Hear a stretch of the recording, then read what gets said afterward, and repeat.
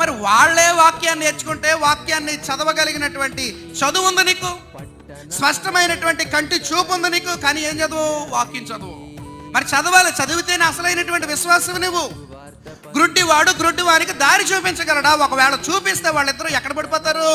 గుంటలో పడుదురు కదా. నీకే వాక్యం తెలీదు, నువ్వు ఇంకొక ఆత్మను ఏం రక్షిస్తావు?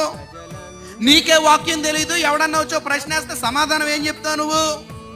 నీకే వాక్యం తెలీదు, నీ ఇంట్లో వాళ్ళకి సువార్తను ఏం ప్రకటిస్తావు నువ్వు? అందుకే చెప్తున్నాడు, ఏమంటున్నాడు అంటే, నీ మనోనేత్రములకు ఉన్నటువంటి గుడ్డితనాన్ని తీసివేయి.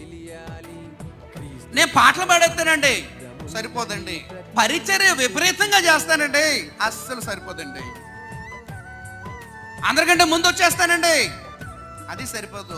నువ్వేమి నేర్చుకోవాలి? వాక్యం నేర్చుకో.